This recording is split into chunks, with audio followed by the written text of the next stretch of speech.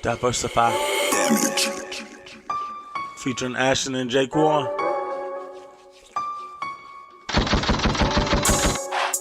You already know what it is.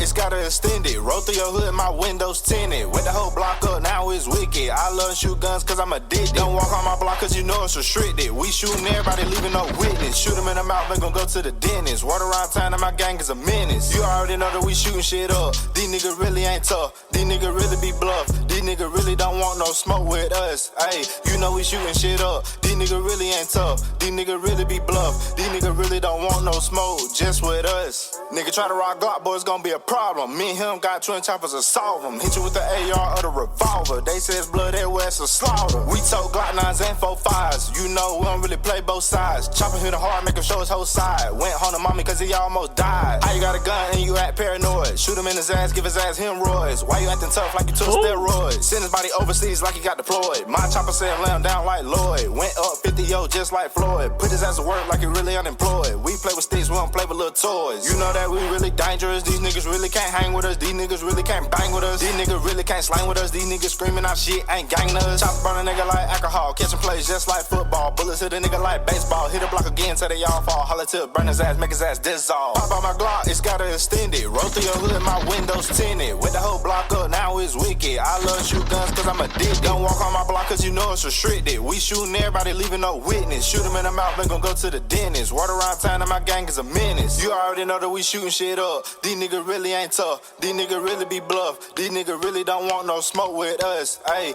you know we shooting shit up. These niggas really ain't tough. These niggas really be bluff. These niggas really don't want no smoke just with us.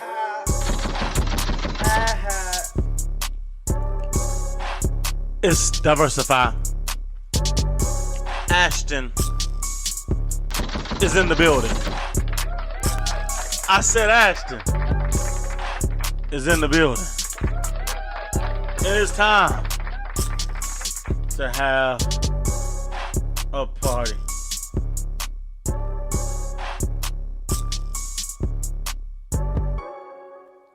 Yeah. Ashton's in the building. It's Diversify. Featuring Ashton and Jaekwon. We got a special guest. Our brother, Westside Baby. Westside Baby. Diva Street. Pine Mountain. Boogie Valley. Hillside. I don't think they ready, and I know she know me. I push foreigns like they Chevy. Yeah. She fuck with my ops. The one and only. Shit to be petty. Represent YPN. The top in the club, bitch. I'm too Jose. I got on heavy. We got the heavy hitters on today. Color in that Rolls Royce truck. So we having a party. Ashton's back. I'm happy, y'all. Ain't nobody fly as us. So you feeling it? You feeling it? Hey, shout out to Morgan. Most of them. Shout out to Ryder. Sister, Megan, Justin, Rosanna, Cam, the whole LA show. I spoke with them to me. Eddie, Meg. On my vest, can't trust him, put a 30 my tech. I done made 30 more M's with that. More money, more pattern that's on my desk. I'm a young nigga, sometimes I stress. Yeah. Nigga drop, then I stress less. They ain't on my head, man, they on my dick. All right. Do we need to calm down? She know me, I push foreigns like they Chevys. She fuck with my ops, she do that shit to be petty. I still get the top in the club, bitch, I'm too daddy. This my clear, I got on heavy. All right. Woo! I could have stayed right there, boy. I could have stayed right there. I was lit. I was in my zone, bro. I'm happy to pod, bro. I got my boy back. What's up? Give me some dap. Give me some love. It's like when Skip and Shannon back together after Shannon done been out. Because Skip, you know the Skip don't never miss a day unless they both miss a day. Right, yeah. You know what I'm saying? That Skip show up, boy. He show up to work. Hey, we ain't no... you got to stop being a Stephen A. Smith nigga, man. You know what I'm saying? You got to come around sometime. How you going to have to be the host of First Take and you always in your house shooting it? Hey. That's some lazy stuff. At least show up. I feel that. Hey, Giannis didn't even step out of bounds right there. But, yeah, though, guys, it's good to be back. It's good to be back. I had some business to handle last week, but my boy Jaekwon, he held it down. It was amazing. It was an amazing episode. That's how you feel about yourself? You're going to have to speak a little louder. Is that how you feel about yourself? Perhaps. Why you feel that way? I don't know why you feel the way you feel. Man, I feel like you hit some really good points. Like when you brought that point up about how when you find Christ, you have that one spirit that just fills in for all the places that you may be weak. Because you're one person fighting all of these spirits. But that one spirit, like, oh man, you had me on all the points. Like the points about social media, how it changes the way that women view us, or vice versa for men viewing women. And then the third point about like how powerful of like numbers are, just like how much we say that Twitter is worth just because. And it's not even a real place. This is a made up place where we just spread ideas with each other and influence each other. And we said that's worth 44 billion. You was on some points last week. Yeah, if you did not catch last week's episode, Jaekwon held it down while I was out. He had the mic all by himself, hour 45. I know you're gonna spend it doing something else. Spend that time doing something else this week. Why not go ahead and spend that time checking out the last pod? But for sure though, bro, congrats to you. You killed that stuff. I might go home and cry. I mean, I'm at home. We live in Club JB. And we want our boy YPN, Jose. Yes, sir. How you doing today? How you doing today? I feel great. How y'all feeling? I'm feeling pretty good. Hold that thing to the side and talk to. Yeah. I said I feel real great. Oh, yeah. Feel real great. Clear. You coming through clear. Right. You coming in clear, Carl. Now over to Tim for sports. Y'all niggas saying I sound like a news anchor? Yeah, you kind of do a little bit. Ain't gonna lie to you. You actually sound like the producers that be in their ear like, come on, take it to break. You're coming through clear. You're all good. Take 5. Nah, get y'all jokes out. Hey, look, go ahead. Get the ash bashing out the way. We gonna get the ash bashing out the way here. Nigga, you gonna go Stephen A. Smith. If y'all haven't followed us, we're gonna get on your ass the whole podcast. Nah, if y'all don't follow them for how they treat me throughout all the I thought episodes, this nigga said, if y'all don't follow how they do street meat. I said, nigga, what street meat got to do with this? First off, we're not talking about whatever that is. Bro, everybody done had some street meat in New York, bro. I ain't got no meat in New That York. That sounds kind of little gay, huh? Man, y'all gotta stop that, black men. We not gonna be over here being divisive. You know what I'm saying? No, I mean, I ain't got a problem with them. I'm just saying, like, I didn't get no.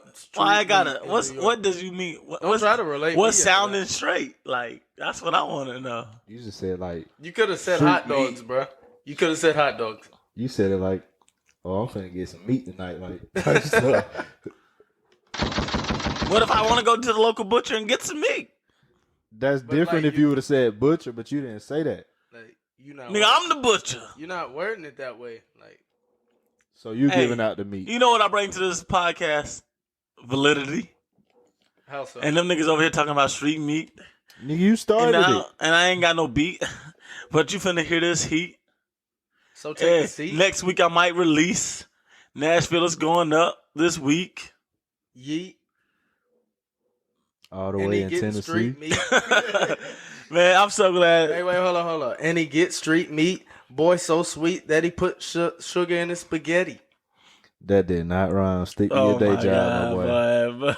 If I had a beat and I said it a certain way. Stick to your day job. Bro, if I had a beat and I had said that to like some music, that would have been pretty fire. No, it wouldn't. We talking about sweet meat and I said a nigga put sugar in his spaghetti. Like spaghetti and sweet meat don't rhyme. I wasn't trying to rhyme it, bro. Like it ain't got to rhyme. Who you gonna be? You Blueface? Oh my goodness, bro. So many raps don't rhyme. It's just how they place it.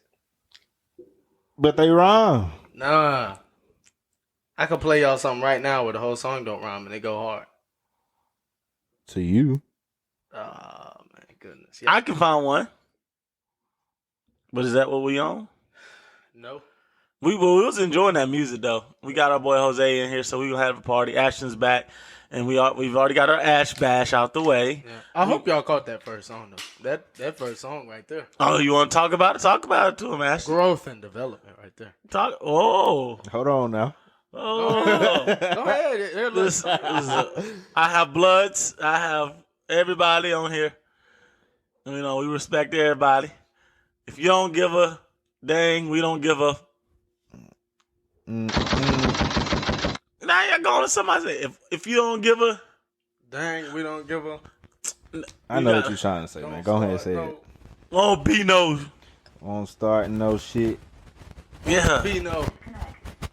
What is that? Oh, they shooting. These boys over here connecting. You gotta hold your hold your mic there, Carl. I thought we were through with this. But man, anyways, we're gonna get into these topics of the week. Do we have a topic of the week? We do. What is the topic of the week? One of our viewers wanted us to talk about investments and stocks and savings. Awesome. Well, I know right where to go. And breaking news. Send it to me. Send it over to me. Wait. And I'm gonna give the breaking news. I'm lost. We're like a television show, man. Oh, Like the news. Like the Oh, yeah, news. I wasn't picking You up on that. you don't watch that show with Reese Witherspoon? Y'all ain't got Apple TV. Now we're done with that. To the report, man. Jaekwon Williams. Hey, in other news, in banking world, Rihanna is considering taking her company Savage Fenty public at a $3 billion valuation. Now, ladies and gentlemen, that is important news. I'm gonna tell you why. Rihanna, our black queen, who's giving birth to a black baby, who came from a black baby. Guess what? She is a billionaire. And they washed their fruit in the ocean first. Y'all saw that? I saw that. Yeah, I on know Facebook. y'all saw that. It was like, oh my God, look at how much Rihanna is. She washes her mangoes in the ocean. Boy, that sea salted mango. I was like, now everybody about to just go dumping their fruit off in the Sea ocean. salted mango. Gonna come back with seaweed on it, dirt, clamshells, or maybe a little. Gonna have a little tadpole on there. Tadpole. Now you think about a pond. I ain't thinking about the rock bar you Harley Creek. That's what they gonna be doing though. They ain't gonna go to the beach. Oh yeah, I get. They ain't gonna go to the beach. I get that joke there too. They can't afford it. Hey, man. Well, listen, I'm going to help y'all afford it. So we're going to talk about investing. Now, I've been studying investing, and I ain't going to give you everything. It's just going to overwhelm you. But let's start with Rihanna. Let's take one specific person, and let's talk about it. Her company, Savage Fenty. Gentlemen, do y'all like Savage Fenty? I mean, there's some. You talking about just like the makeup side of it, or the clothing? Just any part of it. From what you see, I like Savage Fenty because I love seeing certain celebrity ladies in Savage Fenty's. I'm gonna be real apparel. honest. There's a lot of times where I don't even know what the brands are that these artists be wearing because I just stay out the way of like all my. No, all that, but like, they super always- I design ain't gonna count. brands, I ain't really never seen like nobody wearing it. No, people definitely be wearing it. Lotto, Summer Walker, they'll go on their stories. Meg Thee Stallion got cut from Fenty. Got cut, Yeah, like she was like gonna be one of the models for Rihanna or something like that. Didn't but she got a deal with Nike though. Yeah, I'm saying though, but like she could have been with Rihanna. Yeah, Which one's bigger though, Nike or Rihanna? why not both? Ooh, a Nike Rihanna collab, Savage Fenty Nike collab. That would sell. Oh, that will sell. I might buy. I might be a sugar daddy. Wait, I was gonna say, I was like, they make Fenty for men. Like, Nah, I'm saying like I get I'm a what you're gift saying, to huh? one of my old ladies. You know what I'm saying? you giving a lot smell of me? information there. Listen, the game free. Anyways. That boy last week, I was listening to it on the playback for the post and everything. That boy said, shoot or shoot. Hey.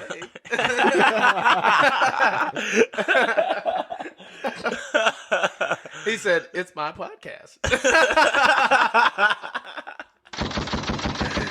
Oh my God. He said, now when you're listening to this, shoot or shoot. Shoot or shoot, boy. I hope she listened to it. I hope she listened to it too. I sent it to her. Did you? Yeah, I did. That's intentional. I sent it. No, because she asked for us. She said she would like to hear us discuss that topic. And so I did it because that's what I want people listening to do is discuss the topics. But anyways, Rihanna's taking Savage Fenty public. It's reported that she may do it. And if she does, that means it's going to be $3 billion worth of stock out there. And it's probably going to be at a low price. So you probably can buy up a lot of stock in Rihanna's company. So keep an eye out on that. And in the meantime, in between time, investing has never been easier. Yeah. There's an app called Robinhood. You literally go on Robinhood. You set it up. If you can set up a Cash App, you can set up a Robinhood account. It's that simple. You go in there. If you can set up a Venmo, you can set up a Robinhood account. Don't be scared. It's self-explanatory. What? I was just showing you some fresh information. But Muskism. Anyways, I forgot where I was at. You was talking about setting up Robinhood. Yeah, you set up your Robinhood and you buy stocks. And I'm gonna drop a few stocks. So you're gonna have to take notes. You might want to pause, get you a pencil, paper, or go to your notes on your phone. And I'm gonna tell you a few stocks that you can buy first. Now, I remember like 2 years ago when everybody made so much bank off of GameStop, when like people figured out the stock game and how they could like short it through Reddit. Man, everybody made so much money through Robinhood and just by what's that strategy called when everybody puts all into it at once? When they shorted it? Yeah, well, short, and I've already used that. I'm talking about like it's a different term for when everyone like cohesively says, let's all do this. That's what they're doing. Yeah, but there's a different term. For lack of better terms, though, we can continue. Anyways, I want you to buy some of these stocks right here. High yielding dividends. So when you buy these stocks, every 3 months, they're going to pay you a certain percentage. So the more of that stock you buy, the more they're going to pay you. The more you buy, the more they're going to pay you every 3 months. This is better than a savings account because every 3 months, you're getting a return on your money. And if the stock goes up, your money made money while you were sleeping. But there is also the risk factor, a higher risk factor than a bank account, though. Like can I finish? No, I'm just saying. Like, to be clear about it. Can I? If you give me my chance to make it clear. 1 week with the mic, and now I can't talk no more. No, you just cut me off in the middle of my sentences. Like it's not like you can't get a chance to talk. You see but you just cut me. Shut the bro. Leave me alone. Anyways, you buy these stocks right here. AT&T. He can't help. Exxon Mobil. Walgreens. Pfizer. Coca-Cola. General Mills. AT&T. IBM. Verizon. Target. Kroger. Those are just a few. You get your money right and to start expanding, you can do a little more things with a little piece of change. You buy stocks like that. You want to do a little Bitcoin, put about $100 every now and then in the Bitcoin. You know what I'm saying? And watch it. Let it take your time. Don't be in a rush to sell. Just wait sometimes.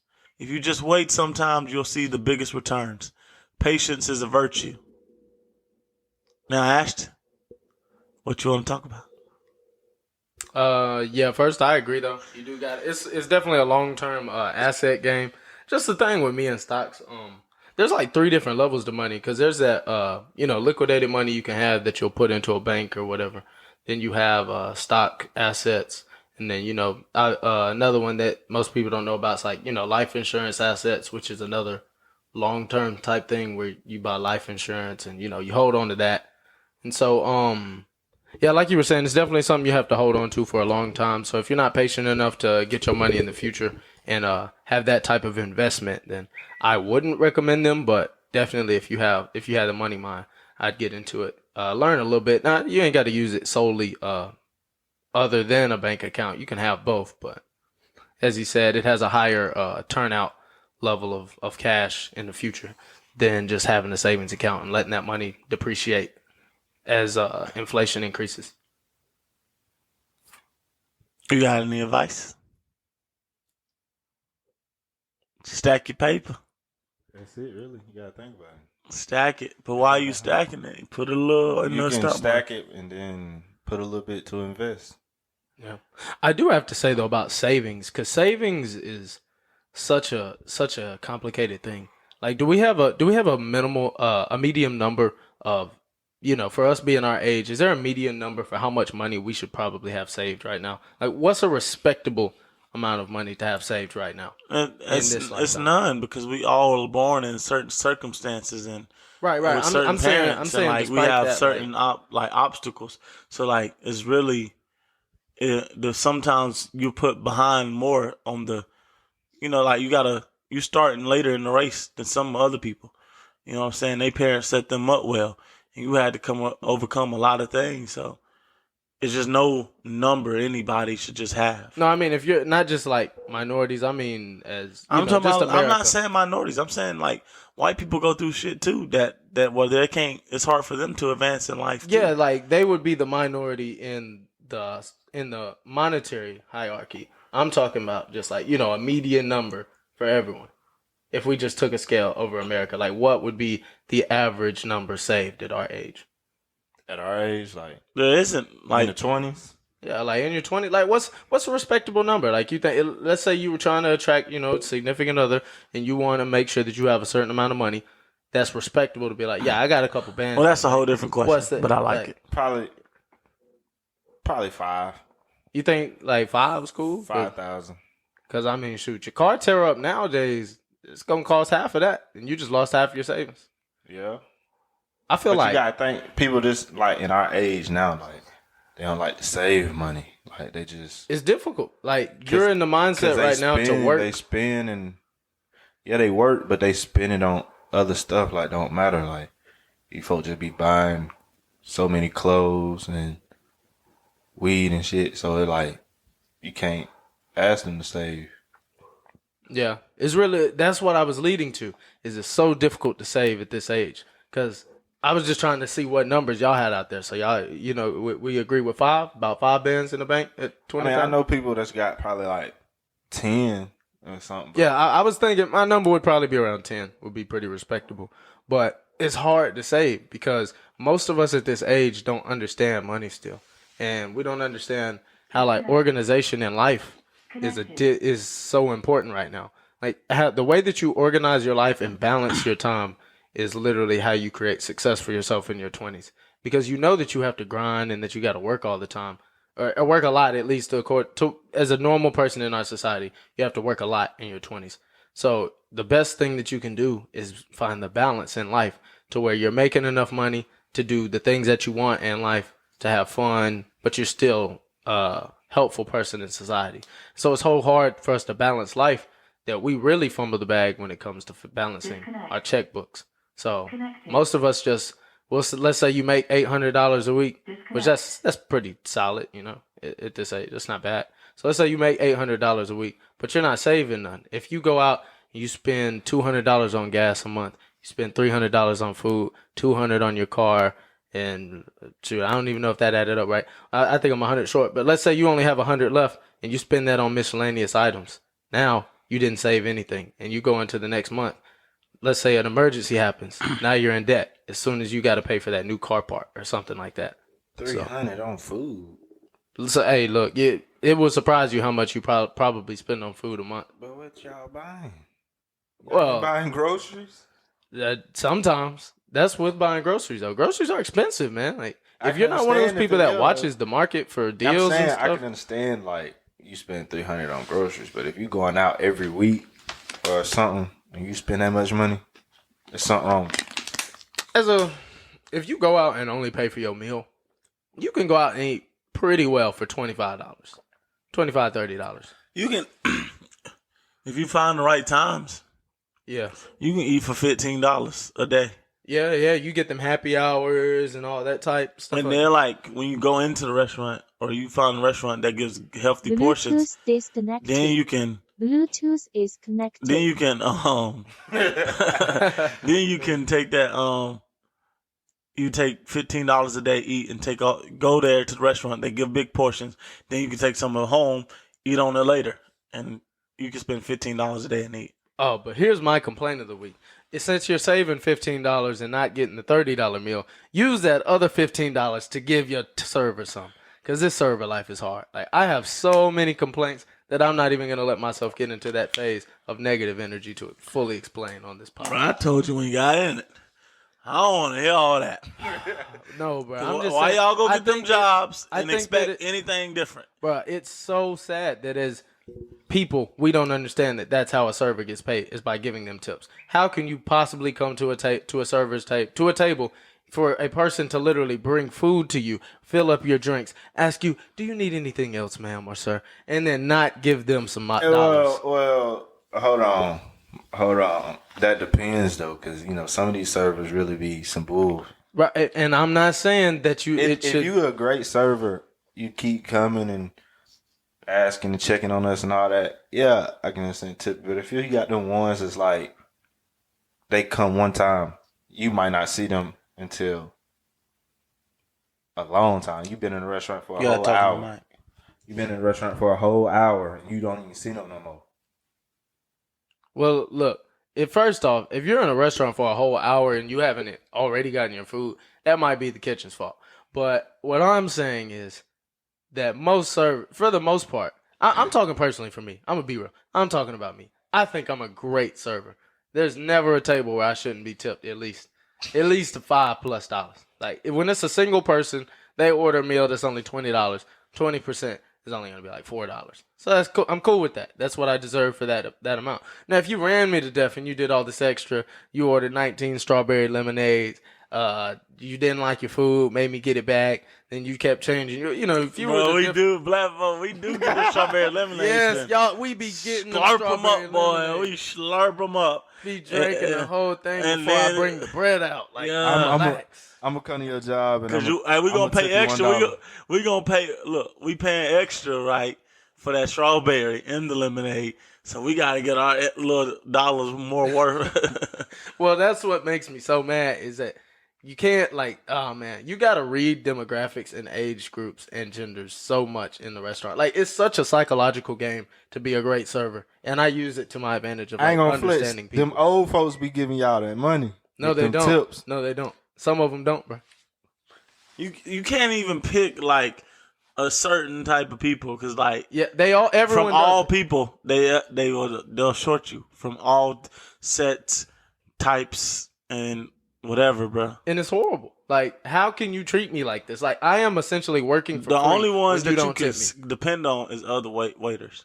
Now and then they feel like they the best waiter in the world and they comparing you to them and what they would do in your situation, so they don't even tip. Nah, most servers are like, no matter what, they're gonna tip that 20% and a little more. If you don't tip another server as a server a little over 20%, then Is there like some mad muju going on in there? yeah, bro. There's some karma with that. Like, you will receive some bad tip karma if you don't treat a fellow server right, because you know exactly how the life is. So y'all should have the most empathy for each other and understanding. Like, if you do not grow up and ever work in a restaurant, you have no type of understanding for that type of what is it called? Customer service. Like working in a store, like Walmart and stuff like that. That's different than restaurant customer service. It's just a different ball game. And fast food restaurant customer service, that might be worse. That might even be worse. Speaking of fast food just ain't fast food no more. that it take about an hour, bro, to sit in a line nowadays in a drive-through line. But look at it though. Look at it like this.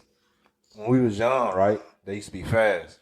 Yeah. That's because it wasn't people our age working there. They had workers in there too, in general. Like now, they will have McDonald's open with 2 workers at 1:00 in the morning, knowing that everybody's coming to McDonald's to eat, and they monopoly that junk. Because this generation don't like the word. That's No, true. you can't say But they no. don't like the work. There's a reason why people left the work field because these jobs didn't care about people. And then they learn how, during the pandemic, they learned how to save money, and they stacked up and created their own businesses and start working for a lot themselves. of government tricks too to get money for free. And then, so they don't got to go to those jobs no more. What'd you say? Oh, I know. Please don't. Were you one of the PPP niggas? Hell no, I ain't do that at all. Why are you trying to incriminate your friend? I know some people. I know some people that did that. Oh, you talking too much. I know some people that did that Heavy. at the ops, but I ain't gonna speak on that. I never did it. Is there That's all we need to know. bad Muju snitching on ops? What bad juju for snitching on ops? Yeah. Yeah, like whether juju or not, like the streets gonna get you. Muju. See, that's different. Muju. You can't say you in the streets getting money and you getting PPP loans. No, boy, that's some street finessing. They scamming, bro. Like street people scam. That's what they do, bro. And then they come hunch on a girl so they can get her food stamps and then feed their kids with it. You got to learn the game, bro. I come up with the OGs, bro. They ain't get food stamps. Bro, they'll go hunt. Them girls. They go hunch on a girl, go to their baby mama, give their baby mama that girl a food stamp card. His baby mama go feed his kids with that food stamp money. He get the card back, take it to her, keep it about 4-5 days. So she mad at him. And then all he gonna go do over there is hunch on her again, give her a card back, and they all good until next month. Bro, you know what was the funniest thing I've heard? You sound like you explained to somebody that you know. I grew up with them. Like people. I know, but I sound like you just explained to somebody that you know right now that's doing that or something. No, like I seen it so much growing up. Like I seen people actually don't believe I'm from the West Side. Like. People don't believe like my people was in the streets just like everybody else people in the streets. But everybody know about the West Side. So. You know, I'm just like West Side was. People don't understand there can be a hood in Rockmart. That's the real deal hood. The West Side. And look, Ice Cube said it best. Every hood the same. Every hood the same. Hey, bro. One of the funniest things I heard this week talking about dudes and like food. So like I got a friend. He's not single, but I'm not even gonna. So no name drop. They're not single, but they play around. They dibble and dabble. And so they were talking about how they never bring girls over to the house. And they said, you can't come over to my house and try to eat any of my snacks. But it's okay for a guy to go over to the girl's house and eat snacks. And he said, and I said, why you do them like that? Like. They come over to do you these services. Because you pay for the dinners. No, I'm talking. This is just, you know what we're coming over here for. Like, didn't go on a date type of guy. And so. Oh, this is the Netflix and chill type of guy. Yeah. And so he'll kick them out. And he said that sometimes they try to eat his snacks. And he gets mad about it because he only has nigga snacks from food stamps. Like, it's like gummy worms and like chips. So he said, you better stop trying to eat my snacks. That's what they have. These are nigga snacks. That's what they have too, though. Who, women? You be eating the kids' snacks and everything. Going over what I be eating the kids' snacks? They be eating up the kids' snacks, the Capri Suns and all that. What a lost place in life, bro. When all you do, your like life mission is not actually going out with the other females. Just every night you calling a female over, Netflixing, chilling, and then kicking them out every night and going to work in somebody's restaurant. What a lost place in life that is. Like we all know about 10 people that's just in that lost state of life where they just going to work at somebody's restaurant and they just got different girls coming in every night. They hit them with that. As soon as I net you, don't leave. But dang, bro, that's lost. And they all fell for the game. Exactly. That's what I'm saying. Time to play the game. It's Dang, sad. boy. It's really sad. And like, Because they think they going over there to do that, then go to sleep. Sleep? You got to go after this. Ain't no sleep. and that's where like the walk of shame came from, where you had to walk out the house. Where they had to walk out the house, the hair is messed up. It's early in the morning, about 5 o'clock. You got to go. That's just sad. Wig halfway off. Now y'all speaking from experience. One sock on, one sock off. No. I'm just speaking by what you see in social culture. I would never do a woman like that. Yeah. I don't know, bro. First off, What y'all. you mean by that? Nah, I'm just shutting up. I'm talking about myself. I'm saying I never invite them over to my spot. Like, no. Like, if you coming over here, it's for legitimate reasons, and I don't even let you come over here. I You go might to you. even end up watching the documentary. I go to you. I'm gonna eat your snacks. I'm gonna you just can't be in my bubble, baby. What happened to the old game though of bring a gift when you come over to a girl's house? You know, where you bring this bottle of wine or a box of chocolate. They don't know how to do that. Oh nowadays. yeah, you got to. They don't know how to do that. That's that real love. Ladies, I'm finna teach y'all some shit. They don't really know how to do that no more. Fellas don't. But would a woman do it for us? Like my girl, she always has me little gifts whenever I come over. She cheats. Whoa! Don't believe that. Who won't smoke with us? Where you at? Hey, but you got that boy thinking. Nah, I'm not thinking at all. I'm thinking about how she gonna beat you up whenever she see you for putting that out in the air. Boo. Let's get ready to rumble. Nah, I'm not worried at all. Now you just press a random button. We need to get our own soundbite. But I know what you mean. I'm gonna work on that.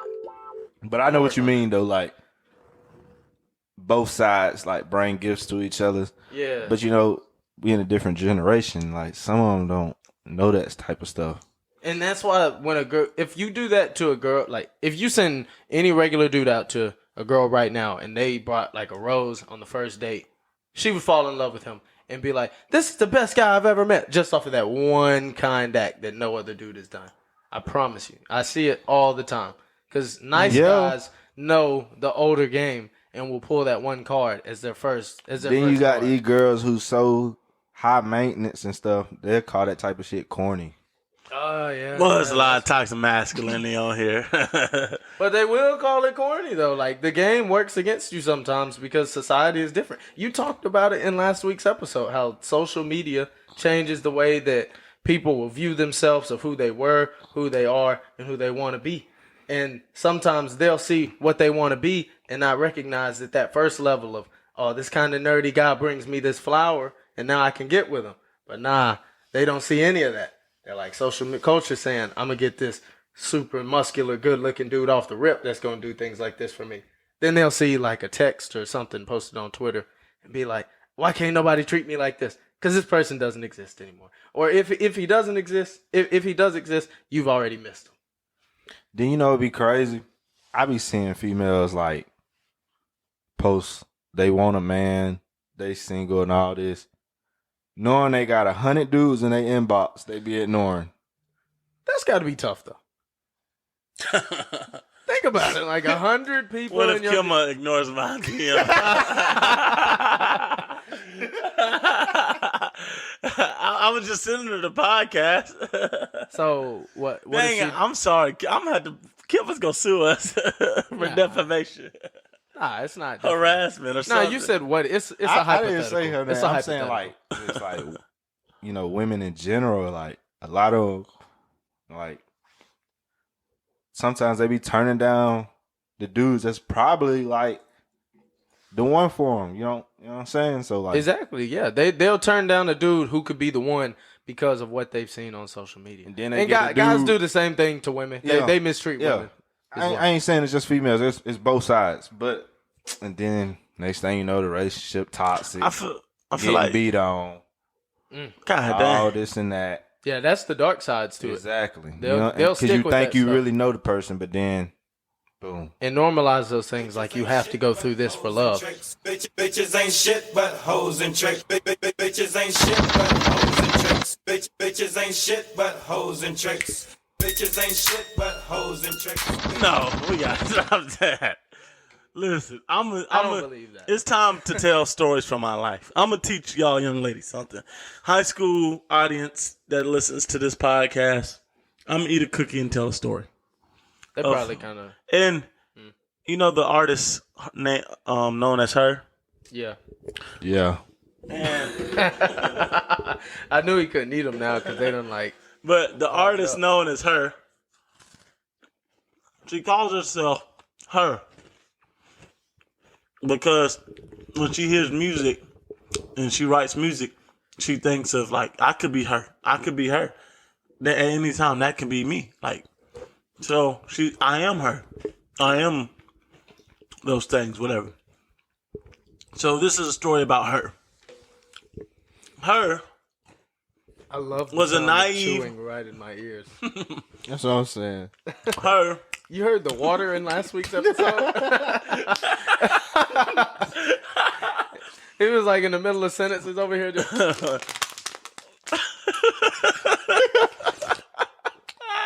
Oh, you heard what's up? So like I was saying, Elon Musk. Water break. Like you know it's coming every time because these mics pick up all the crackles of the hear water it bottle. too, like You hear it every time. And if somehow he snuck the water bottle past you, you heard the... He was like, yeah, get some water because this is good. Come on. Yeah, tell me some more. Get five on these niggas one time. Some of them probably was thinking. That's how your pastor do, don't it? When he finna get good, he take a sip of water. He wiped the sweat off his face and everything. That's how you know I was preaching.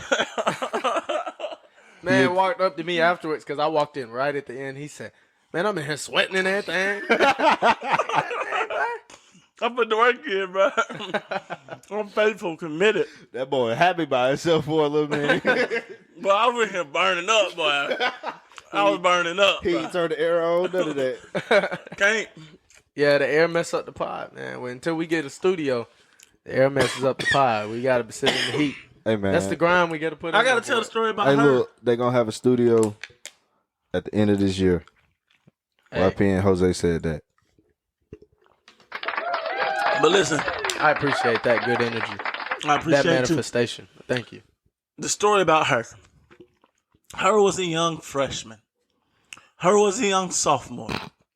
Her was a young junior. Her was a young senior at whatever state college. Now, to just make this an Atlanta pot, her went to Georgia State University. And she stayed at an apartment complex called 112. And at 112, a lot of random dudes and random people walk around. True story. I thought you were about to say come in and out. They do. There's a party every night. Gonna get good. There's a party every night in 112 on one of the floors. So any given night, you could just be in your room studying for your test the next day. And there's a whole party above you, beside you, and below you. All at one time. And you can't report them all because you really don't know where it's coming from at that point. So 112 had the dirtiest hallway carpet too. It was just dirty. Trash juice and everything flowing. Like you could just see it all on the ground. No.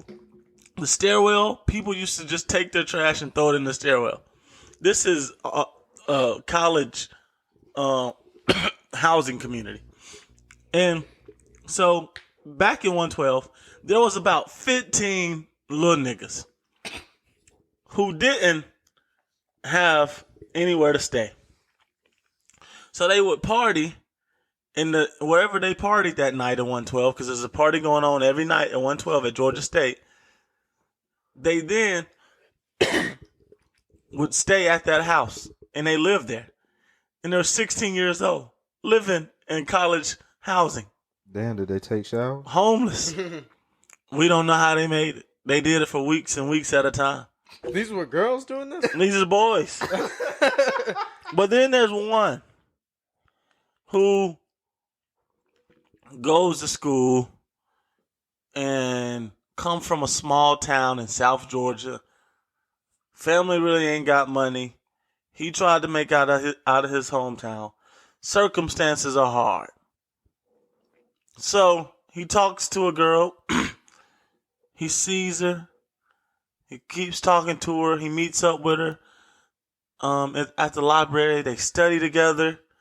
And then after they study, she'll be like, I'm going back to my spot. He's like, I'm going back to my spot. He really don't go back to his spot because he got nowhere to stay.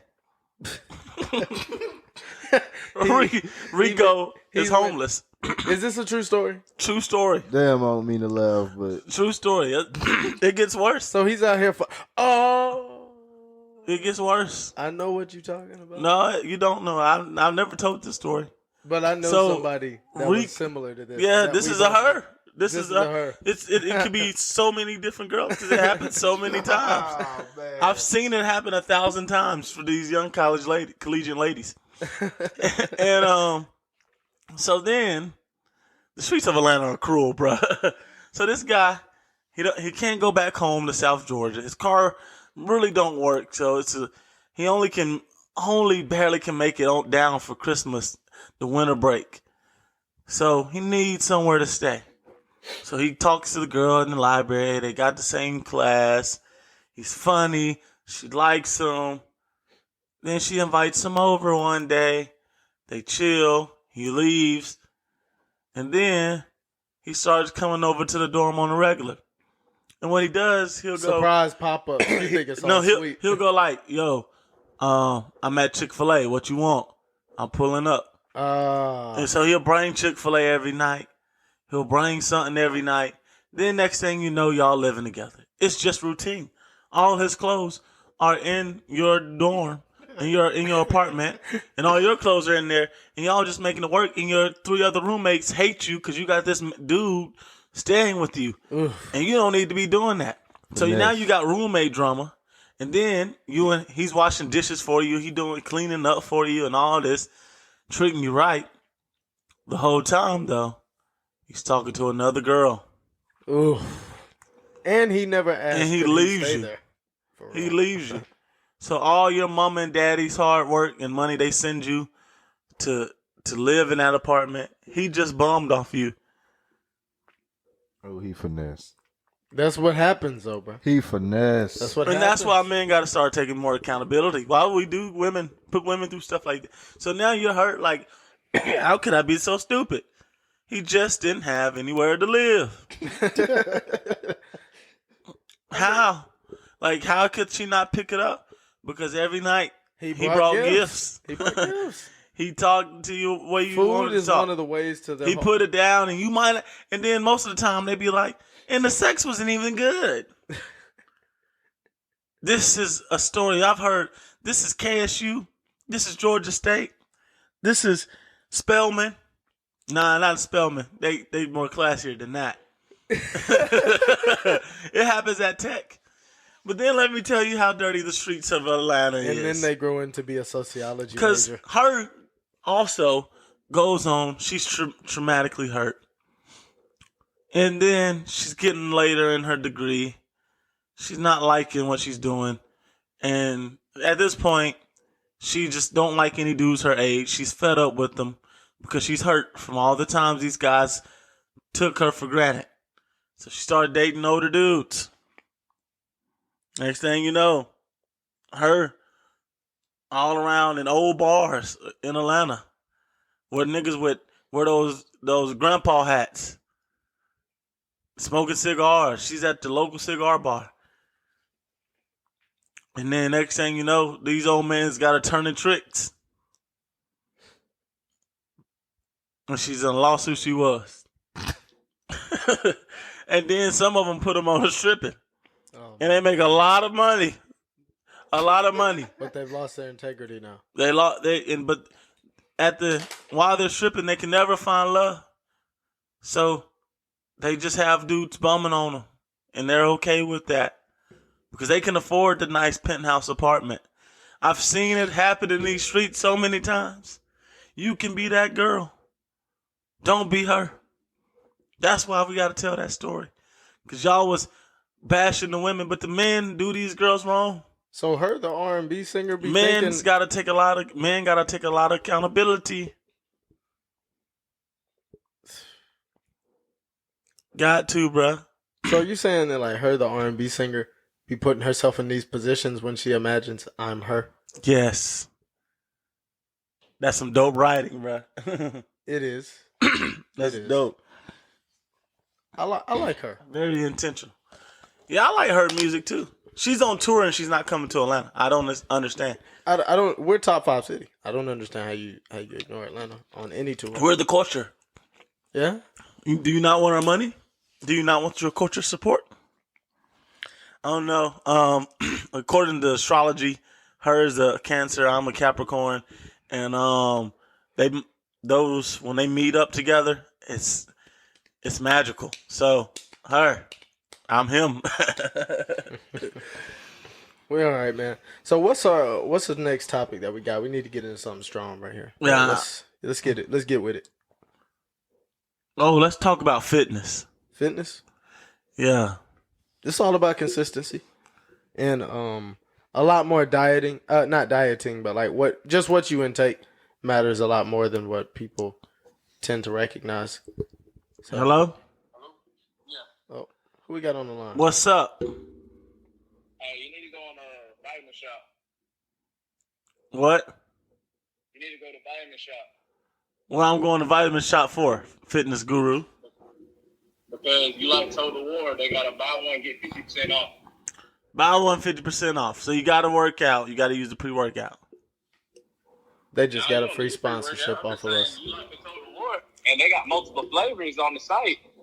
If you buy one, you get another one like for $10 maybe. Boy, I gotta do it though. It's a lot of pre-workout. I bought two. I bought two and they only paid like $50. We gonna go get lunch Friday. Friday? What we eating? We'll figure it out. Just agree to it. Okay, man. Just say you coming. That's all you just say. That's at 12 o'clock. What? At 12 o'clock? Yeah. At night? Man. No, nigga, I said lunch. Lunch bro. ain't, Oh lunch my ain't God. at no 12. Noon. God damn, noon. Just say noon. Well, you gotta think, I'm a night Right, guy. yeah, that actually Noon, bro. Noon, bro. My lunch is always 2 in the morning. I remember those days. Well, we having lunch on regular people time. That's not lunch. That's just you hungry. But I used to be snacking all third shift. Bruh, y'all like, there's niggas who literally live in the night. Like, not because they work at night, they just live in the night. Me. What do y'all do up late at night? I mean, I ain't gonna lie. Just now, I started watching Snowfall because everybody been telling me to watch that. But other than that, I just really be finding new beats and writing songs. Heard it. Like, you a night owl too. You have multiple nights where you up to like 4. Who, me? Or Ashton? Ashton. Honestly, it's procrastination to go to sleep. Simply, some nights I'm overthinking what I need to do the next day. That I'm sitting in bed planning my day for hours, and kind of mindlessly scrolling sometimes, getting lost in thought, and before I know it, it's late. The time at night, I've learned how to make it move fast, like in my head from working third shift. I've learned how to make it move fast. God. Yes. Yeah. Bro, I volunteered to work a third shift job twice, and they declined me. Wait, where? At Lake Point, and then at I was working security. Yeah, your boy, I'm a big body bodyguard. I know how to do. Who are you security for at Lake Point? Huh? Who are you security for at Lake Point? Man, I can't tell all that clientele. That's top secret. Since we're talking about security, Jorian gonna be the security for me. Nah, what's wrong with you, boy? Can you spell that? What you just said? Sound like Twister on the song. I smell it. That's gonna be hard to get into the description or like the closed captions. It's just gonna be like random noise. Les going pretty good, bro. Who? What'd you say? I said Les going pretty good. I'm doing 405 for 10 now. Okay, my bodyguard beat my bodyguard. Can you imagine? Hey, see, look, squat 405 look, pounds 10 times? look. He ain't gonna be your bodyguard if I pay him the most, though. Boy, stop. So y'all gonna have a fight over contracts on who Now, can pay listen. your First Man, you off, see how big that man is? First But off, he gonna baby somebody, man. I ain't worried about what First nobody off, say. me and Jorian came up out the trenches together on the west side. I was on the West, too. Yeah, but me and Jorian was in the trenches. Y'all was on the other side of the block at Ashton House. I was over there at Jorian house. I was on the block. Me and Jorian playing football. Jorian and Kiki. That was the foe. It was us. You know what I mean? Then Casey picking us up, taking us to football practice. It was us. We was out there in them trenches together. We came up out them football fields together like some country niggas. He hopped off the porch with me. I'm his bodyguard. He my bodyguard. We a problem. But I'm gonna pay him more. He gonna be my bodyguard. Boy, listen, we got something that money cannot buy. Man, We got love and loyalty. Look, I'm gonna pay him so much he'll be able to buy. He gonna be able to buy his own gym. Jorian, what do you feel like? When I say loyalty? What does loyalty mean to you? Are we on this topic now? Yeah. What does loyalty?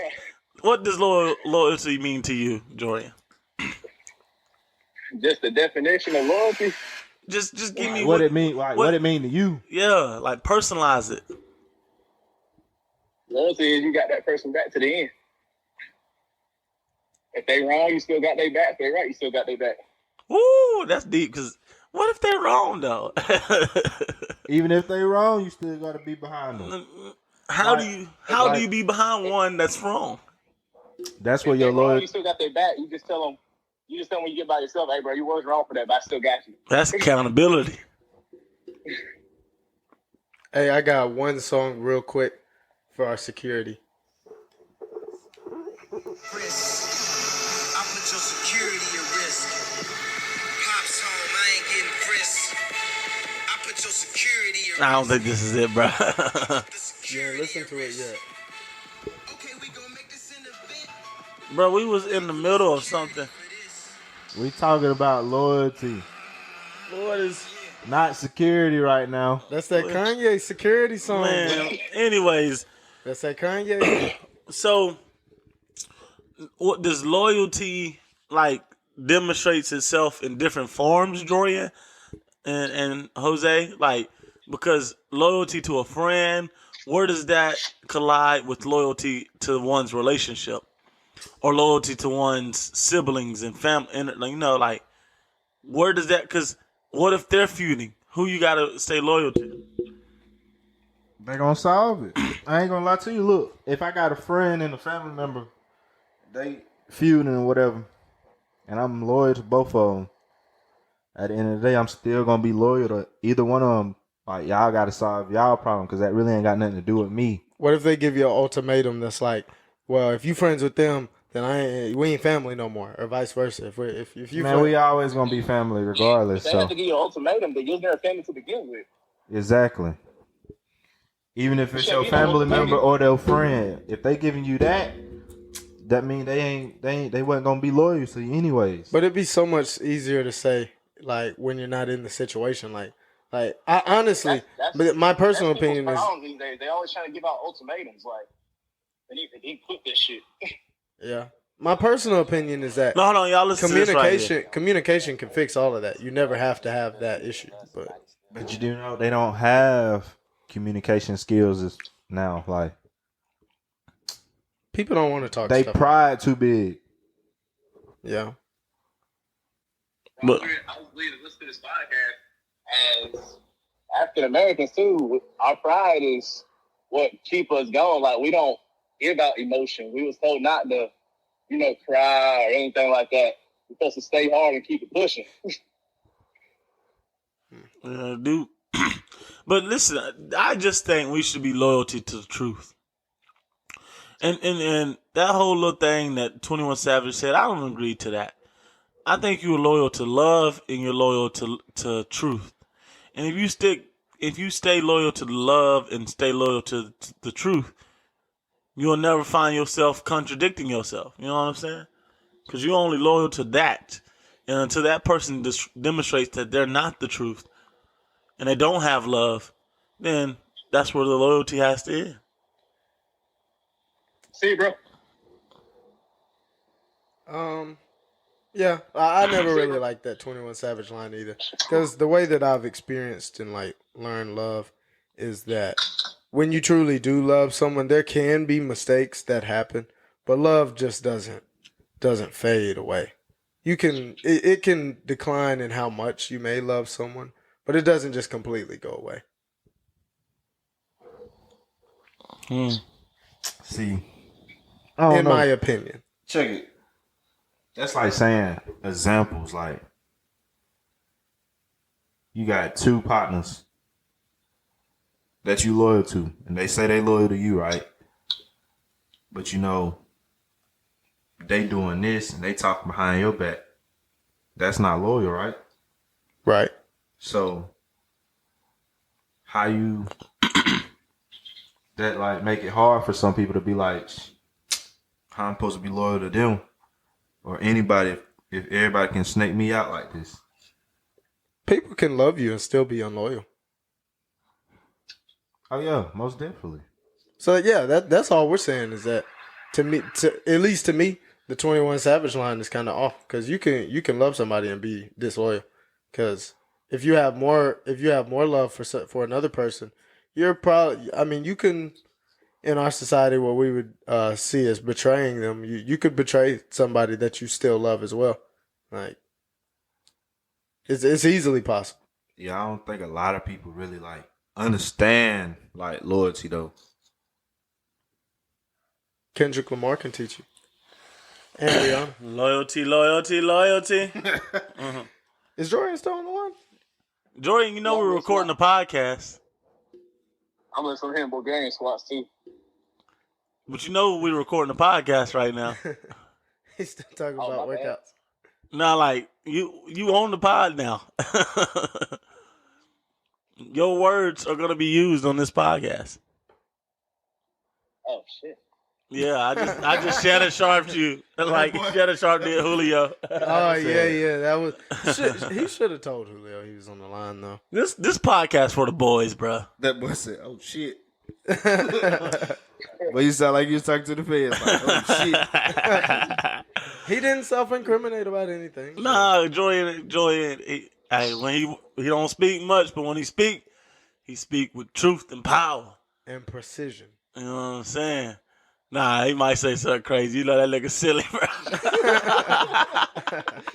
Bro, all the way. You remember that time? So listen, bro. Ashton finna graduate, bro.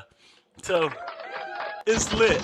So one time, me, Ashton, John hop in Ashton's car. I'm driving Ashton's car. He just got it. I'm driving into Athens. Ashton, we on our way to party or whatever. Get into whatever we was getting into. Ashton's writing the essay, and John and Jorian is sitting in the back seat. And they going at it, bro. They talking all kind of shit. It was the funniest ride ever, bro. You remember that ride? Yeah, they bicker like old men. Ashton's looking up from his homework, looking at me like, do you hear these niggas? I'm like, yes, bro. They was just like two old men going at it on the porch the whole ride to Athens. From Rockmart to Athens. We used to put mileage on some cars, bro. We still do. We still do, but like, we used to. We be going on treks. Yeah, but we be going on. I be going on voyages, bro. I ain't never went on a mission. Everybody be going on missions. I be going on voyages. I feel that a voyage can only be used for a ship. Like, I had the spaceship. Oh, yeah. We was going on voyage. Man, I done took my boy Jorian in the gym. You in the gym right now? Yeah, he said he was hitting Bulgarian squats. Bulgarian squats, my nigga. Hey, those like American squats are not good enough for him. He gotta do Bulgarian squats and shit. Hey man, those Bulgarian squats. You gotta get them quads popping. Where we gonna go this summer? Man, y'all need to take Jorian on the World's Strongest Man or something. He got a lot of work to do. He gotta get to London. LT Fletcher. That's his name. Yeah. TT Fletcher. TT Fletcher. Yeah, you got. Oh my gosh, that's sweet. Jokic just be hitting these spin moves out of this world. Ooh, boy. Ain't nobody missed more layups tonight though than Aaron Gordon, and it's still the first quarter. Yeah, he's missed a lot of layups. But back to TT Fletcher. But Jorian, we gonna let you go, man. We're gonna finish up this podcast unless you want to stay on for the rest of the pod. Cause we'll let. Nah, you got it now. You should have hung up when you had the chance. Cause you on this thing. I don't want this podcast to hit me grunt. But you don't want it to do what? Not to hear him grunt. Grunt. Ain't nothing look worse than your workout face when you're pushing. When you're pushing up that last set with your workout face, you squeezing out little poots. Nah, like when you when his book sees you hit that hard breath after. But is you lifting a nut, nigga? Is you lifting a nut? Face be all scrunched up. God dang. But that nigga that doing Bulgarian squats. He has foreign workouts on us. He has moved past your American. What is they doing, bro? I don't know. He just grabbed Aaron Gordon's leg. Well, it's dirty, bro. Draymond Green be doing some weird stuff, bro. Look at his face like that's gonna be a meme. That's gonna be a meme in about an hour. Oh man, probably 20 minutes. They be quick with it now on social media. Boy, but what they were quick with wheels. Yeah, they did everything they could with wheels. God dang, bro. So don't even try it, bro. They're not. They're not it. Jorian, what you think? Because me and you ain't talked about this. What you think about Will Smith and Chris Rock? The slap. Man. We're going back on follow-up review for that. It's like a month and a half ago.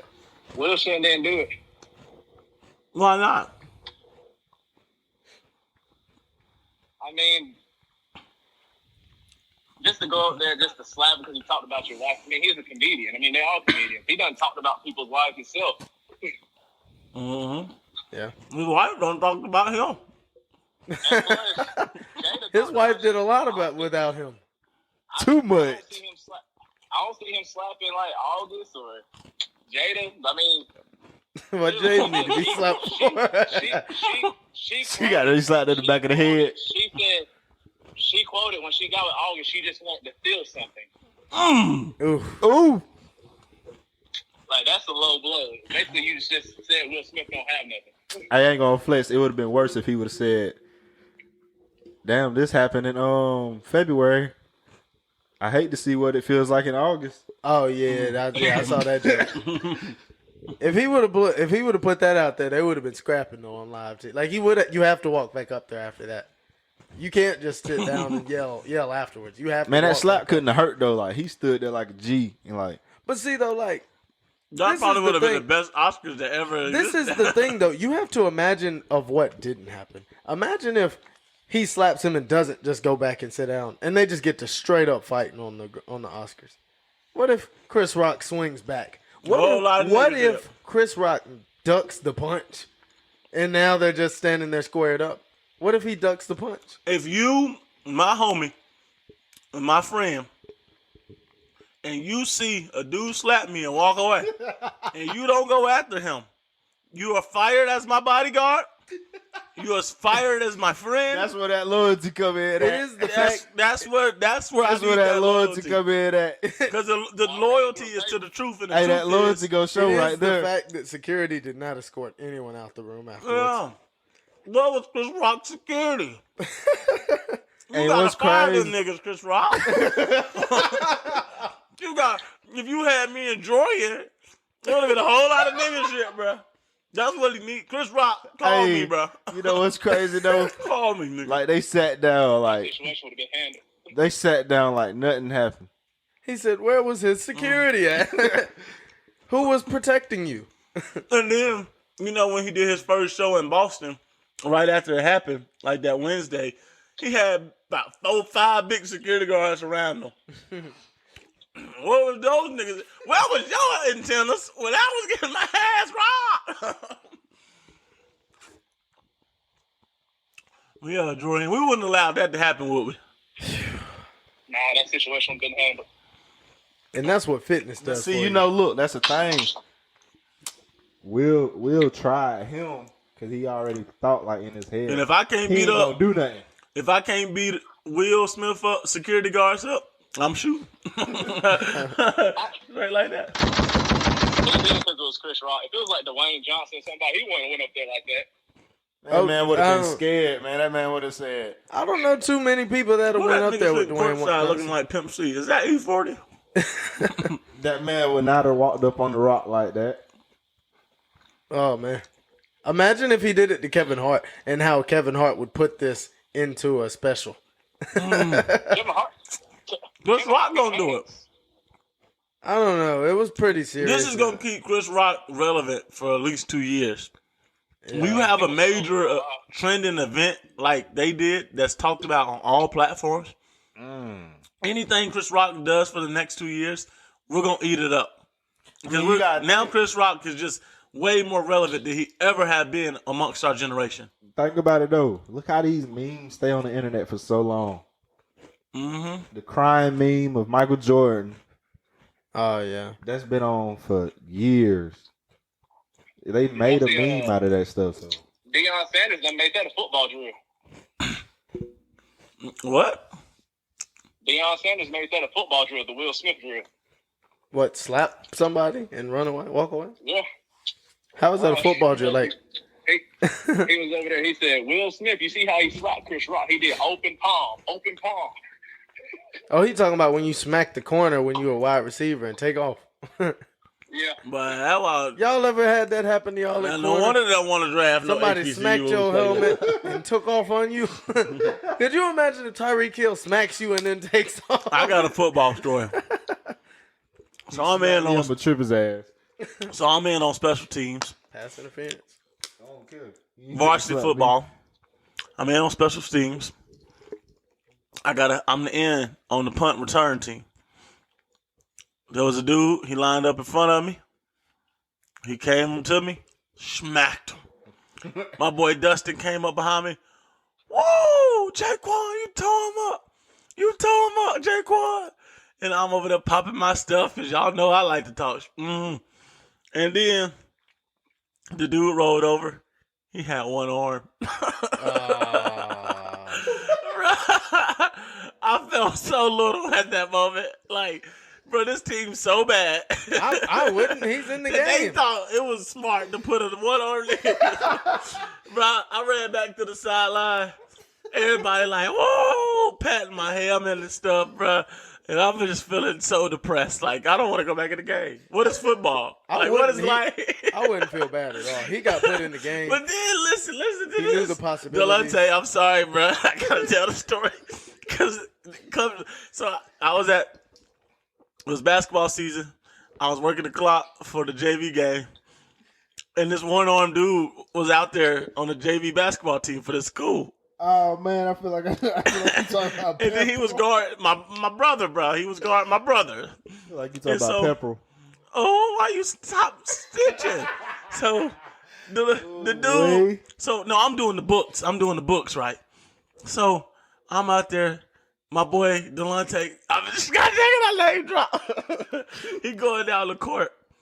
Delonte shooting him high ass jump shot. He didn't even jump. He just slang his arms at the top of his head. That's what Delonte do. Real slow. And then he missing. He go back down the court. The dude with one arm cooking him. he going in and out with one arm. I swear to God, bro, he took it. He rolled the ball around his chest on his little arm, rolled it back on his regular arm, and passed it behind his back. You know how like they got half arm.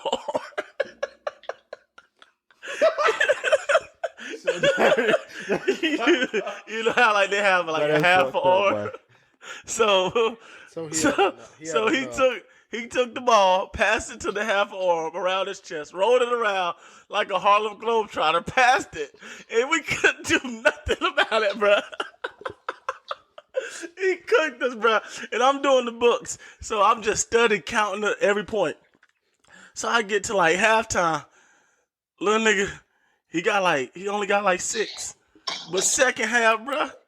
This man went off. This nigga finished with 22 points, bro, with 1 arm.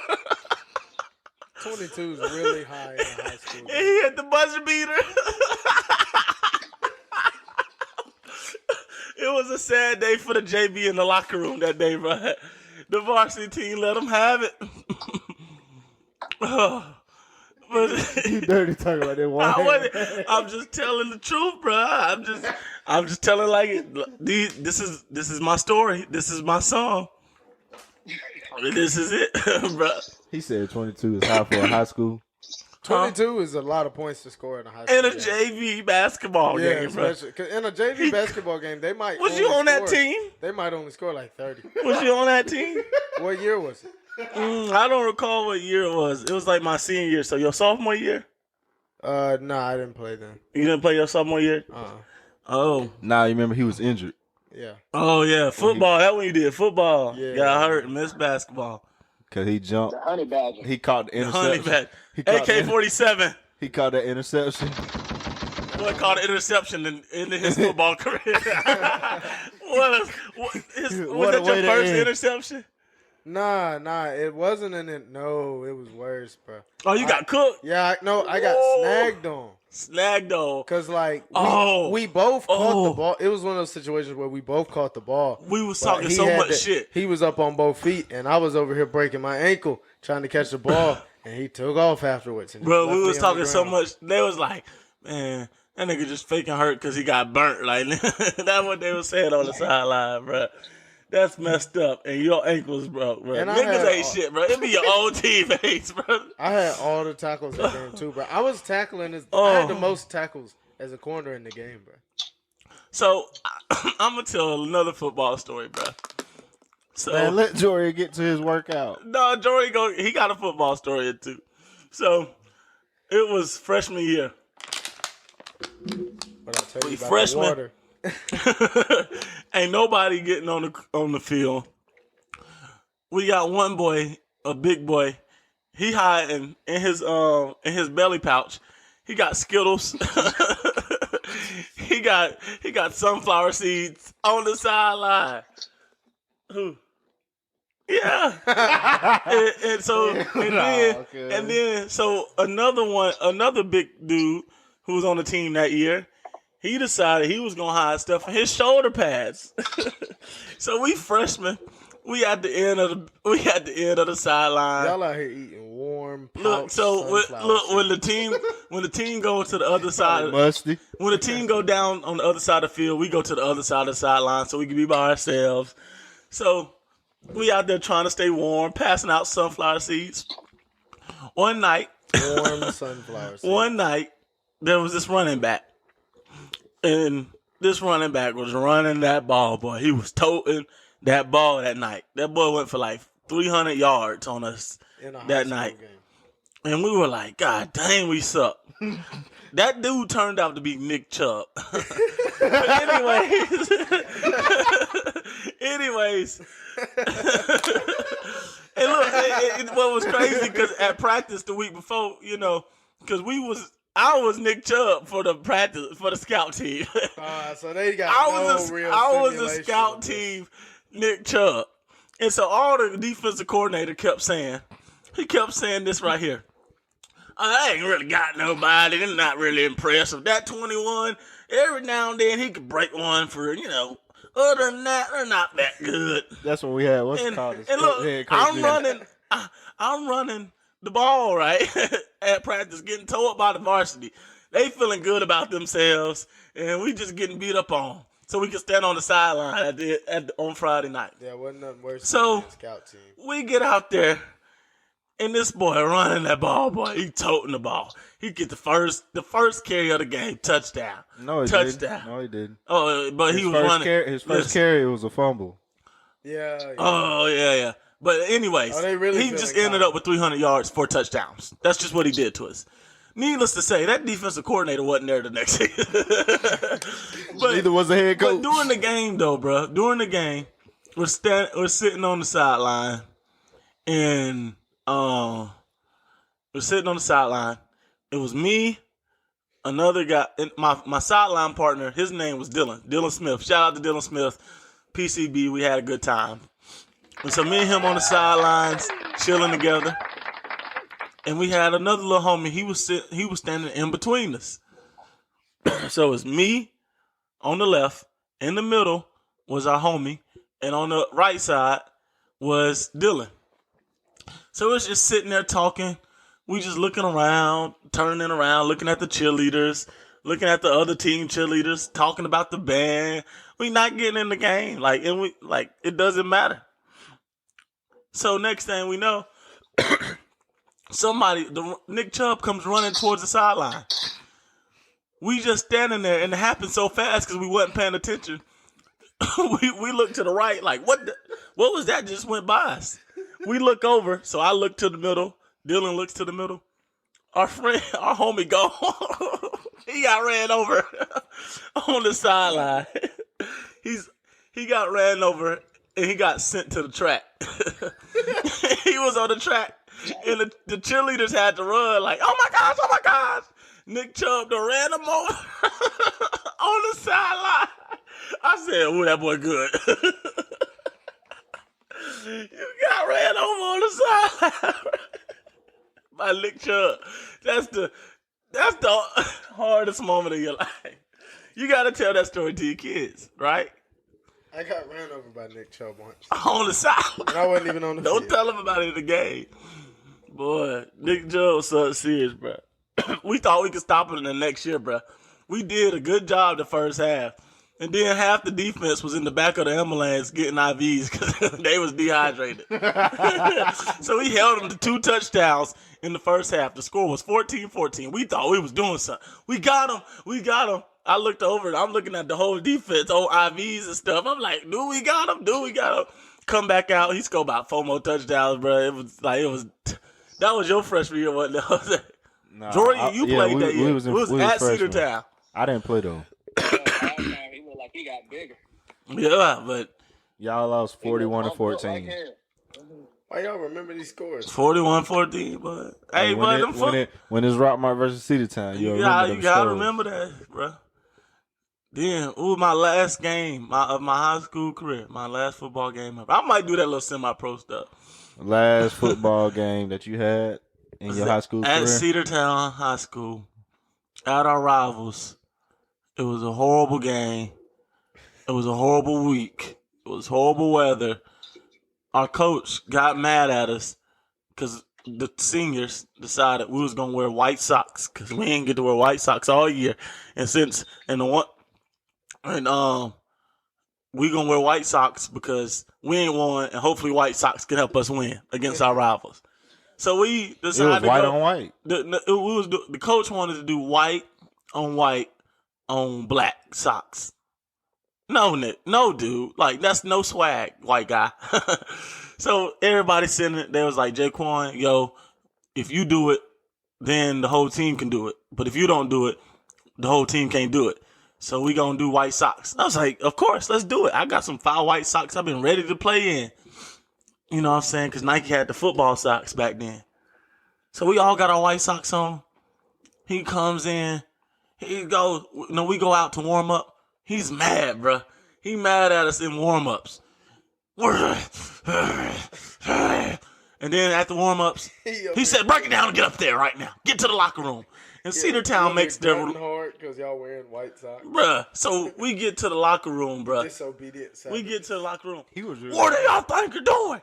You're going to disobey me. It's just, that's not going to, everybody take them off. Jaekwon, did you have something to do with this? Did you have something to do with this? Why did he just assume you had something to do with it? Yeah, I did. He hated some people on that bruh, team. he ate, bruh. I ain't gonna say he hated me. He took care of me, but he just was like off the field, he took care of me, but on the field, F that nigga. But he was like, y'all take him off right now. This is the kind of stuff we got to put up with. And then all the other coaches looking at us like, y'all dummies. Y'all are really dumb. It was like, bro, like we trying to. So we go to Coach Odell Abram, and shout out to Coach Abram. Coach Abram, man, he was like, man, that's bullshit. Y'all have to wear what y'all want to. It's y'all last game of y'all career. Nah, it wasn't the last. It was really depending if we won. Yeah, we go to made it to the playoffs. Man, but we was out there fighting, boy. We was fighting. Like fighting to get to the playoffs. We're working hard, going at it with them. They messing up. We stepping on their necks. Then one of our best defenders got ejected, Quincy. And he got punched. He got punched and he got ejected. He was the victim. How that worked, we don't know. So he out of the game. And now we out here. We down a man. We still fighting, putting in the work. Coach got mad at me because I was supposed to make sure there was enough people on the field goal unit, and there wasn't enough people on the field goal unit. We was missing one, Gabe. So Gabe, I got in trouble because Gabe wasn't out there, and we didn't have enough people, and I didn't call a timeout. So he pissed me off. So I go out there, and I didn't even get into my drop. I just clean shot somebody, just mad. And then I drug him in the mud. I still got the jersey. I got the mud print of that jersey still on the jersey at my house right now, at my grandma's house. Because I drug him through the mud. And then I go to the sideline, my head ringing. And then, they're like, that's what I'm talking about. That's what I'm talking about. And we was kicking their butts too, bruh. Couldn't beat them goddamn referees, bruh. Can't beat the referees and the other team too, bro. I ain't gonna lie, bro. The refs got how Quincy get punched and get thrown out of the game. Yeah, but they cheated us, bro. Nothing was worse than when our team. The school board cheated this. Now, nothing was worse for us than that year where we was all on the team and they made us train inside the school for a weekend or something, and we spent the night in the school. We all decided. Like, dude, this is my perspective. That was our freshman year. Yeah, sophomore. This was my perspective of how this night came along. We're laying in here on like the third night, trying to get some sleep. You know, we wake up early for football training and weightlifting, eating, planning. I ain't gonna play. That was funny though. All that. People were stealing fans and everything. Yeah, everybody was stealing fans. We got some kids with a tent with vapes and video games. Some kids sleeping on a cot. Some got a sleeping bag. The night. Somebody comes up to me in the middle of the third night with his bed over his head. Like, come on, bro, let's go. Like, Hold on before you get there. That's a good story. Hold on. But at the summer camps, basically they'll put us in the gym. They'll put us all up in the gym. We all got tents. We got air mattresses. We got sleeping bags. Military cots. A pillow and a blanket. Niggas just getting creative. Like video games. Some people coming. Some had a hammock. Some people had nothing. And they came to steal. They came to steal your shit. So we had to bond. We had to bond together like Game of the Thrones. Like I was one of them. Hey, you watch my stuff. I watch your stuff. You watch my stuff. I watch your stuff. And then nobody must mess with ours. You know what I'm saying? Me, Zebo, and Teak. We held it, and John. We held it down, bro. We held that back wall down. I ain't gonna lie. I stole some of y'all's stuff though. Yeah, no, you didn't. Not y'all. I'm talking about somebody in that gym. Oh, nah. Why you? You should lead the field. I don't give a damn. That shit old. That shit was in 2015. Anyway, so we all packed in there. I know I used to be excited for these summer camps because after the first one, we didn't know what to expect. It was hard. It was rough. The first one was way worse, bro. It was like because we had never experienced anything like this, and we didn't know what to expect, and so we all going in this blind. Like we just all going in this blind. We underprepared. We didn't. You know I ain't got that phone. we didn't pack enough. We didn't. We didn't pack enough. We didn't have enough food for snacks for ourselves. We didn't know like how much work we was gonna be putting in. This is Coach Hammock said. Y'all should have known. He wasn't gonna be no good coach when he made y'all eat a whole lot of food. And he's like, eat some more. You gonna eat some more. Eat some more. And then made you go out there and practice after he filled you up like that. Niggas was throwing up on the field. We running 40-yard sprints. Nah, you don't remember that? 40-yard sprints to start practice, bro. You don't remember we started practice one time at like it was still daylight and we ended at night. Yes, it was like 4 hours. it was like we started at like 5 in the evening. We got to the lunchroom at 3. He made us eat all of the food that was in the lunchroom. So like everybody family member had to bring food. So 100-something football players had family brought food. And he made us eat it all. So we ate it. That was y'all stupid. So That wasn't me. we was like, yo, it was like, I guess this is how football camps work. Man, he said, now you got 30 minutes to get on the field. Everybody better be on the field in 30 minutes. Well, niggas had to take a shit. So everybody wasn't on the field in 30 minutes. So we starting off practice, running sprints. We are running sprints to start practice. 40-yard dashes. Again. Then they going left and right. Throwing up. We dehydrated. It's humid as hell outside. Then we got to go into Oklahoma drills. And if you don't know nothing about football, Oklahoma drills is where man oh man, run as fast as hard as you can and that's where the real players try to are run made. out. That's where basketball players are made. That's where the real players made at right there. Ask your boyfriend where he was at when the Oklahoma drills was popping. I was smart. I just got somebody I knew I could beat every time, and they couldn't say I never went. And I impressed the coaches because he out here running niggas over like, duh. Hey, work. That drill used to be fun. Yeah, but I hit whoever I need to hit if it came down to it. So we out there and we started practice at like 5:30. Here it is, 9:00 at night. We're dehydrated. And go get in the shower. We got Bible study in an hour. Y'all got an hour to shower.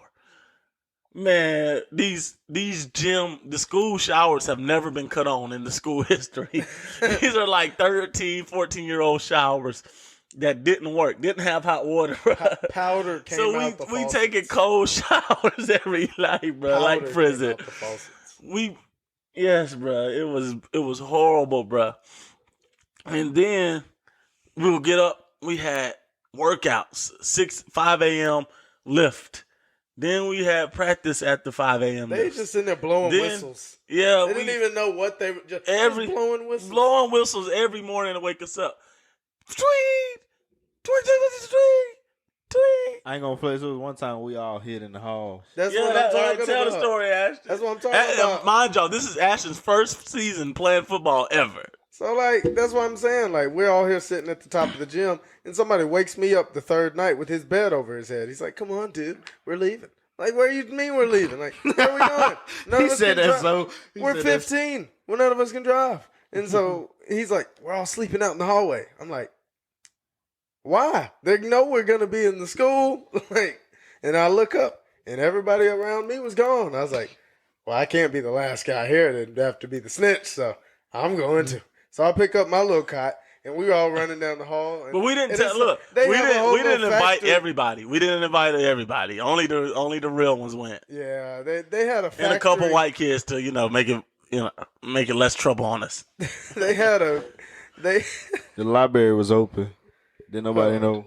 They had a whole assembly of Negroes in the back of this hall, way down on the other end of the school. Hey, we was hiding in some of the corners and everything. I guess they thought we were gonna skip practice for a while. Dudes set up camps in the bathrooms. Hiding in the bathroom, setting up beds. And the hallway full of people. Next thing you know, we fall asleep in the hallway, and we wake up to whistles. Niggas start taking off running. They run out the doors. They run to the bathroom, hiding in the stalls. They take off running. And I'm like, come on, white kids. So we thought to bring the white kids so it can be, more like a team thing. It can look better, right? But the white kid they didn't know how to split. They didn't know how to dip out. Well, the person who woke me up was white, and his name is Dookie Stick. White chocolate. Yeah, white chocolate. His nickname is Dookie Stick. Oh man. Oh man. But yeah, he's coming down the hall mad as a mug. Man. He had one of them like struts, like not just a walk. He had a strut, boy. He had a strut when he came down the hall. You He knew was he was just mad. You seen red. the vein in his neck. Yeah, he was just red looking at us. Cause he looked all over for us too, bro. He couldn't find us. He was so shocked that half his team was gone and all the good players. And he was like, "How am I going to explain this to the booster club? This is not going to go over well with the school board. Even though the superintendent hired me because I'm his buddy, this is not going over well with the school board." And then overall, he ended his season with 5 wins. Both of his seasons put together was just 5 wins. So what's that? 5? We play. How many games we play in high school? And then 10. the next season with the same niggas, they go into the second and third round of the playoffs. But we had a winning season. They only lost like 1 game in the regular season. Yeah. And then the next year they was in the They was in the championship. That just goes to show. That coach that they got right now, He that nigga. I don't know. They said some stuff about me when I was in my senior year, just because I didn't have time to play football. I was more about making some money, and they said some stuff about me that I didn't like. What they say about you? Soft. Nah, they said stuff about like what my future would hold, because I wouldn't play football right then. See, you Instead could of work. Shit, fuck them. I didn't like it. I'm not even gonna get into too much detail, so I don't get nobody Let's fired. go to the topic about music. I didn't like it. Yeah. Yeah, it's got to be closeout topic. Wherever we're going with music. Oh, Future coming out with some new heat. Oh yeah. Kendrick dropping soon. Jack Harlow dropping. Pusha T just dropped. Pushin' P dropped earlier this year. Cordae done dropped. Yeah, we pushing P. Fabio done dropped. It's been a good year so far. So what y'all think Future coming with? Who's gonna be better, Future or Kendrick? Just off of guessing right now. I think Kendrick can't disappoint here, so he's gonna give us something new, and I think it's gonna be good, something next level. So I think Kendrick's gonna show us more versatility than ever, but Future's not gonna miss here. He just won GQ, so rapper of the year, no, best rapper alive. So he's gonna give us that fire, and it's gonna bump throughout Atlanta. Like Regardless of nothing before. anything Future drop is gonna be fire. Yeah, Future's one of the ones that almost doesn't miss. Like, so it may take some time to grow on you, but he doesn't miss for real. I don't have an. Who you think gonna be better, Jorian? Gotta be Kendrick. He's been off the scene for a while, so he's gonna come hard. Are you excited? Are you gonna listen to it? Because you know you don't be listening to any music. I don't know. I listen to everything. Yeah, I was about to say in the gym, all you could do. Oh my gosh, Jorian cap. in Mexico. I ain't gonna cap. Jorian taught me some good DJing information. I know who really gonna kill the game. Don't say no bullshit. Who gonna kill the game? And me. YP and Jose.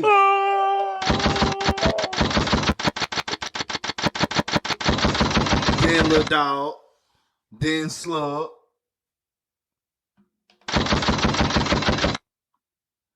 Wait, I had to go get the gun. I like how the second one took a second. It's like, hold up, let me find my gun. But yeah, take over, bro. That was his little jammy jam. Tell us what you was thinking when you wrote that song at the beginning of the pod. We played at the beginning of the podcast. What I was thinking? Yeah. Yeah, what you was feeling? What went into the writing process? Too much stuff I ain't really gonna speak on, but it was just felt like it was needed because a lot of these folks just making that stuff, but they should be bullshit. You mean just making music? Yeah. So you felt like you had to get. You said it just be bullshit. For real. Some of them don't get me wrong, some of them got 5 songs. You know, I don't mess with them, but they don't know how to really make music. Making music's an art. Yes. It's painting a picture. You can't say that music ain't music. Some of it, like, no, I ain't saying it like it's that. just because I'm saying it's some of that music. perspective. So yeah. like, What if they trying to go against the grain themselves to try to make it different? I don't know, because 90% of them all sound the same. That's what I was saying, bro. I was saying this weekend that so many of these 90% dudes, they out here, there's so many of the same dudes. If you go out into a scene and just look around, you can see the same personality in 9 out of 10 dudes in the area. All of them are the same. They sound the same. They dress the same. Rap the same. Everything's the same. Every It's lyric's because the like same. they go get those type beats off of YouTube, like Gunna type beat, Young Dolph type beat, and they try to sound like those guys on those type of beats instead of just being them. Yeah. But that's why you gotta learn how to make your own beats, because that's really what's gonna separate you. Or pay for some original beats that's not on YouTube. Yeah. The beat's where it all starts. So if you can draw somebody with that beat, that's where it's gonna catch the fans right there. The beat. Then you gotta have a hook, a perfect hook that's like where they love. I don't know. I'm not a songwriter. Like, how do you start the song with the hook, or because a lot of songs it really don't have depends. hooks. It depends. It depends on how you feel, really, not the beat. Like some people can just go in and just freestyle the whole song. Some people could just do the verse, then do the hook. How do you start? I do either one. Oh, so it just depends on how you feeling. Yeah, I might go in and just do the hook first, or I might do the verse first. But Sometimes I don't even know how if I was an artist, how I would even start a song. You know, that's 'Cause, the hard part. See, that's the hard part. They ain't gonna tell you. They don't know how they want to start the song off. Don't nobody want. They just be sitting there like. Because in my mind, I do this all the time. I be sitting there like, how do I want to start this off? Got to start it off with something fire. And it has to start with an idea first, though, right? Yeah. Just an idea of what you want to talk about. So do the song come first? Like, does the lyrics come first and then the beat? Or does the beat then the lyrics? For me, it's I have the beat first. I Because feel you got to that there's vibe with the beat. Some beats, like, you can't just... It's hard to hear a beat and then just try to place words over a beat. So you can't put no hardcore talking about drilling on no soft beat. You know? I feel like you can if you do it right. But you gotta be like somebody like Lil Dirt. He know how to do that. Yeah. I mean, I know how to do that. I know how to do that, but it depends. I feel that with artists now, the game is getting so expansive that there has to be the sound just has to be completely different for people to catch on to it. See what made people want to rap though? A lot of people is seeing people like Lil Pump and 6ix9ine, Snitch 9, whatever. How they came on. Those guys are completely irrelevant. Those are wonders. But look at how they got rich though. Lil Pump came on Gucci Gang, Gucci Gang, Gucci Gang. He said that the whole song, and it's got billions of views. Yeah, that was just in 2016, 2017 when everybody could just catch clout quick. Exactly. That's why everybody trying to do it now. But listen, this is what's about to be next.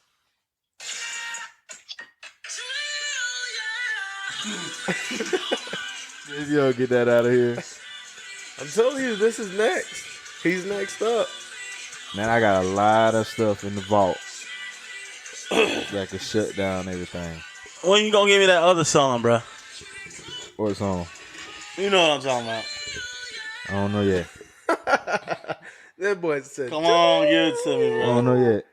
Give me the song, bro. I'm shooting a video for that and everything. We can do that, bro. Like, just And let I it. got a vision. Let it release with me. I got a vision. We can double release it. I got a vision how I'm gonna shoot it. Kanye, Alicia Keys, We can do all of that. We can double release it. We need to talk numbers.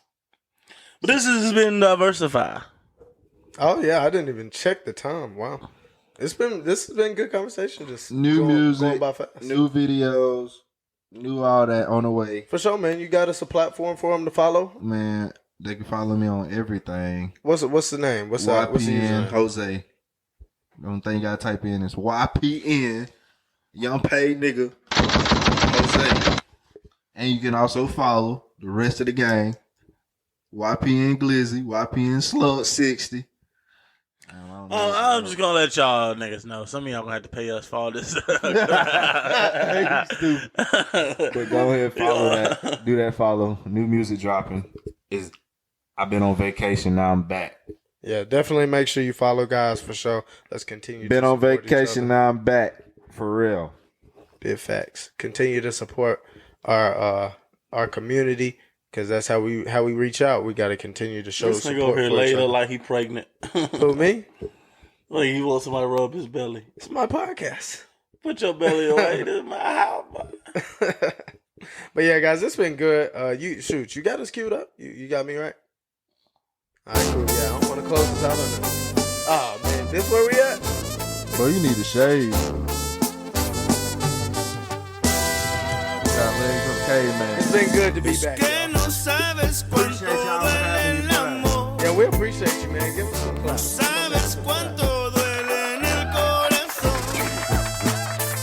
Y'all make sure y'all add these songs to y'all's playlist. Y'all know that we be dropping gems on that. First song coming real soon. Yes, sir. There's another song going on my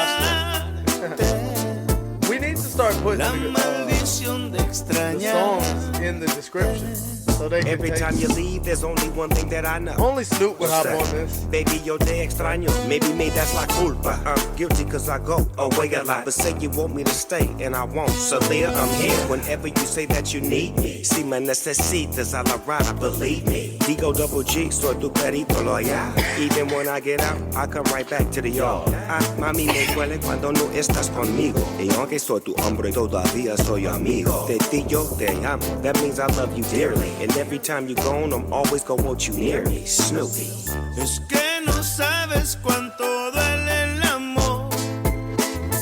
No sabes cuánto duele en el corazón. Es que el efecto que causaste en mí, la maldición de extrañarte, la maldición de extrañarte, la maldición de extrañarte. Okay, Maldicio.